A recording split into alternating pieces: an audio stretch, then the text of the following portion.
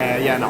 And for this reason, I will explain you the history of this beautiful place using this touch screen. So, let's start.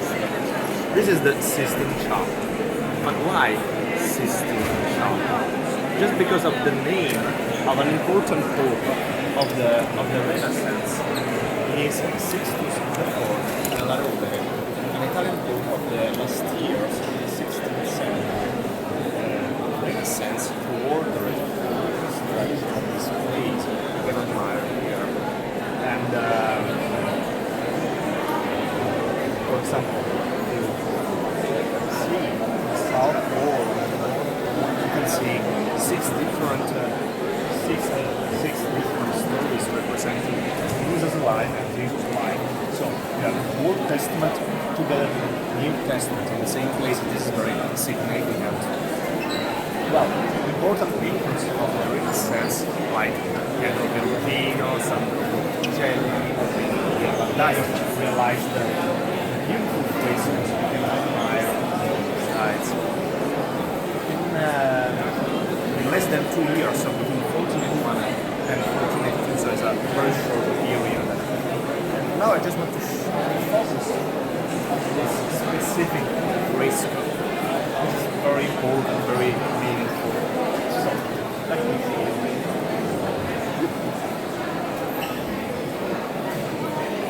Okay.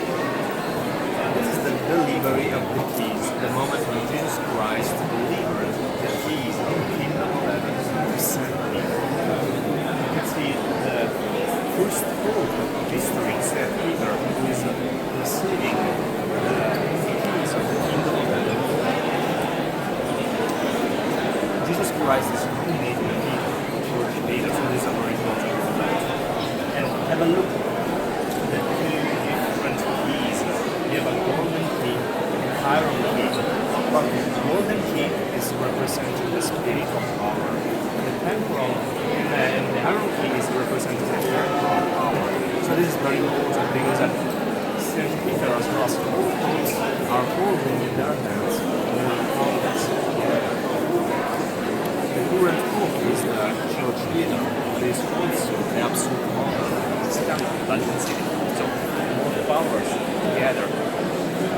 And so this episode symbolizes papal authority that comes directly from heaven to earth. And yes, this episode means symbolizes the presence of a continuity from St. Peter onwards and then learning. So it's very important. Well, have a look at the background. You can see three different structures. You can spot the infant arches, which represent the classical culture, the classical tradition. And in the central part, you have the Temple of Jerusalem.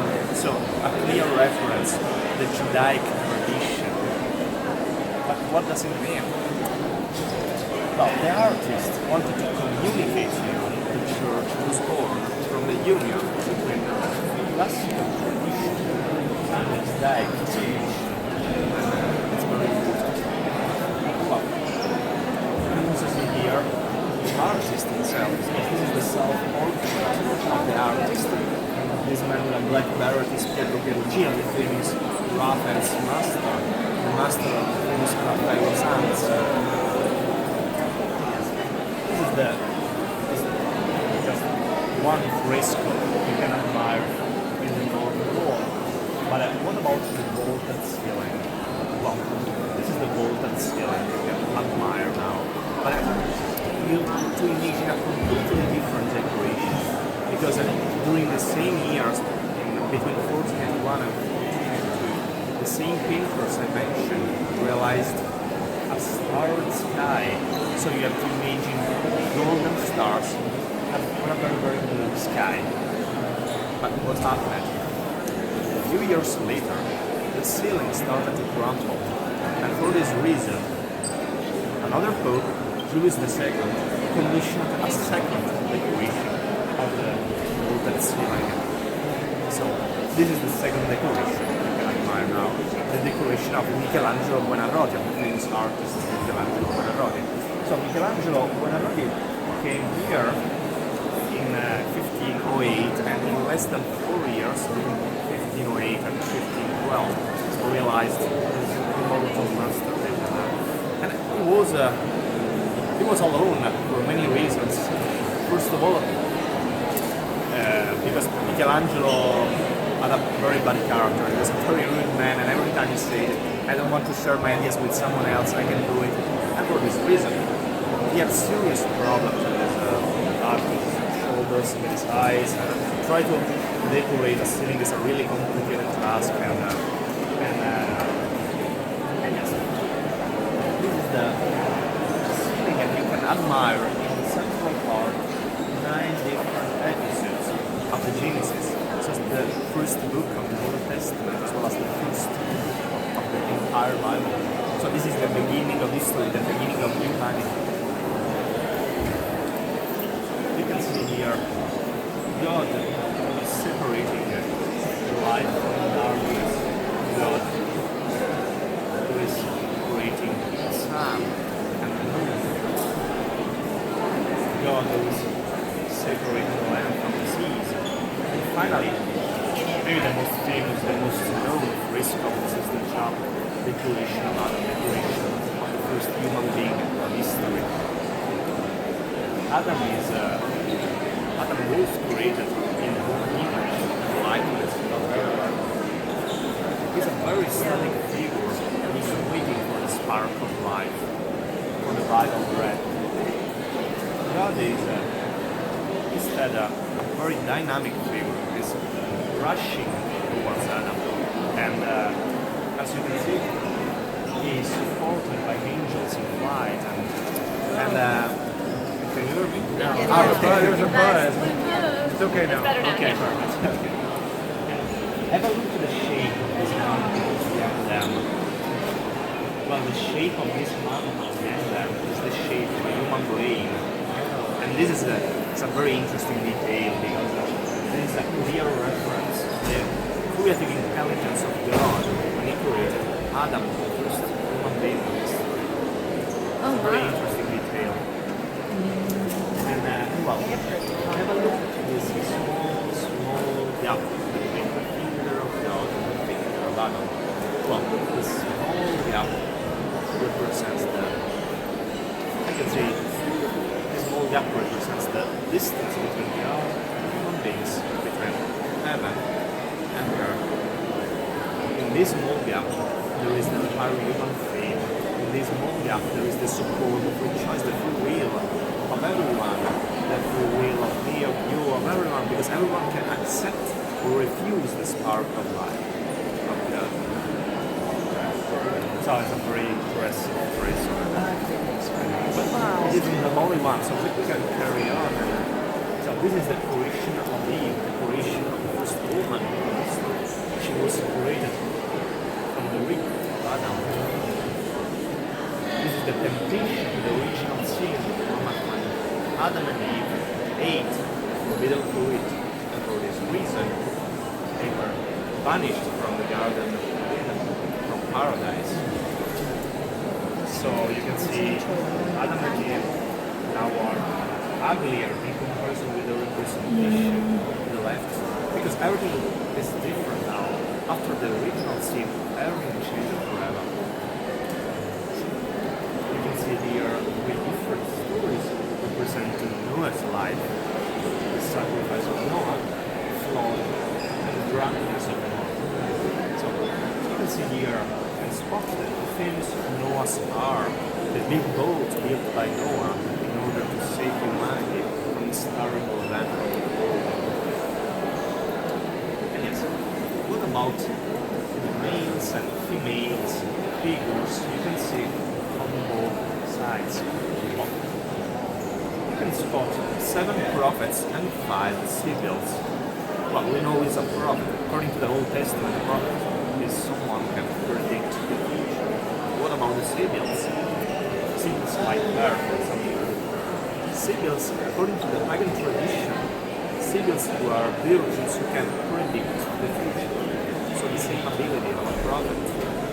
In this way, Michelangelo is linking, is connecting the pagan tradition together with the Judaic tradition is connecting, linking prophets together with sequels, and this is very meaningful.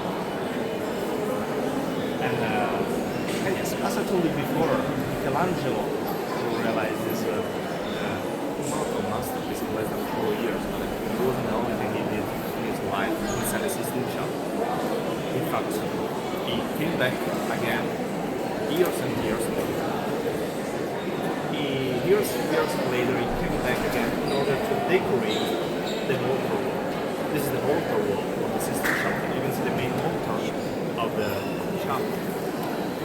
And well, he realized this beautiful fresco in 1536 and 1541. It's a very short period, and he was once again alone for the same reason I explained to you before.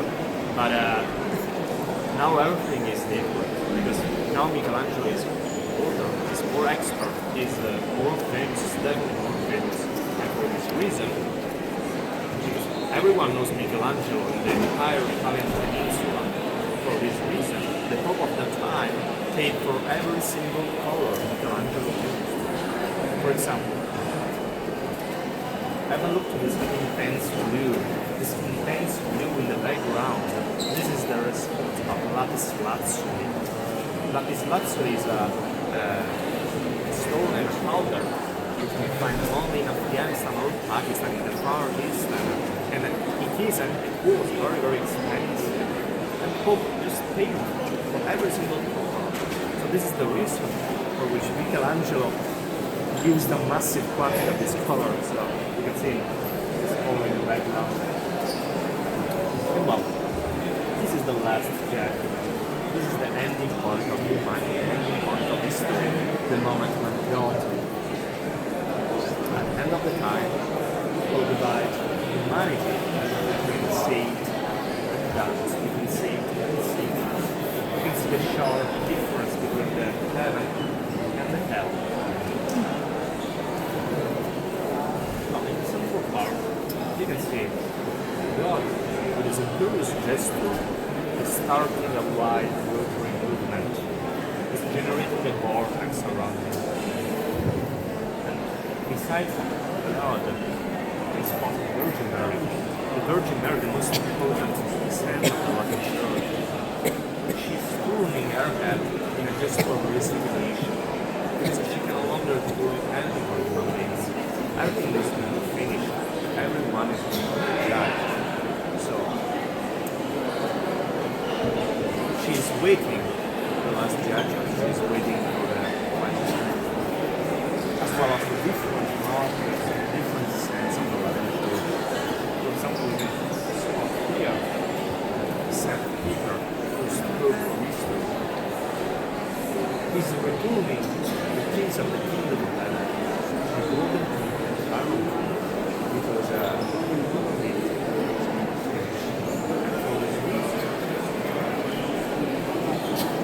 for this reason, all mountains, they are waiting together with St. Peter and together with Virgin Mary. For example, you can see St. Andrew, St. Lawrence, St. Bartholomew, or St. Catherine of Alexandria, St. Sebastian. They are holding the icons of their mountain, the arrows, the cavalry, the great arrow, the cross. Have a look at St. Bartholomew.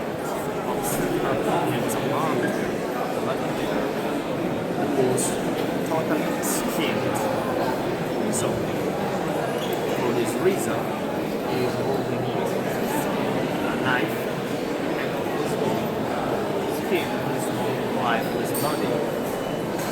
And there is a very interesting story related to this representation, because the lifeless body of St. Bartholomew is the self-portrait of Michelangelo himself. So this is Michelangelo. But why? Self-portrait. As you can see, this fresco is full of living things. And because of the living things, Michelangelo is deeply politicized. But it's the greatest members of the church, guardians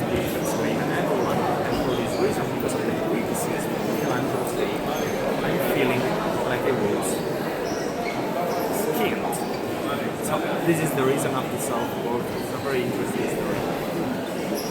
Well, in the lower section, you can also see the angels of apocalypse who are awakening the dead with the sound of trumpets. You can also see angels and devils fighting each other, making the sinners fall down into the hell. Yes, this is the hell. You can see the flames of the hell. And this horrible monster with a spot here, with donkey ears and a snake around his body. This is Minos. Minos is the infernal judge. So he decides where every single sinner should go in the hell. You can also see here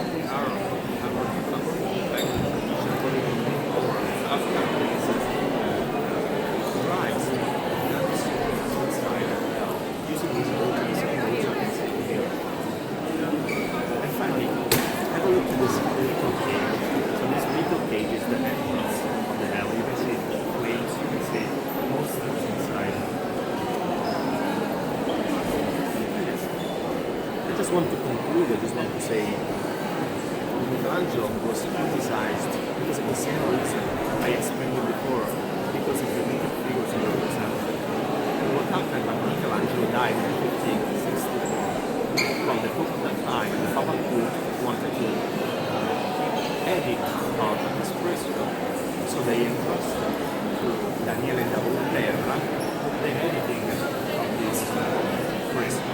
Daniele da Volterra was the artist who covered the naked figures with hands. So this was the task of the artist.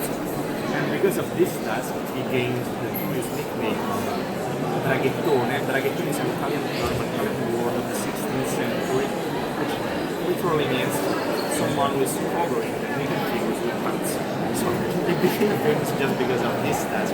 But it wasn't the only thing he did in his life. He was a very good painter, trust me. Okay, so we finish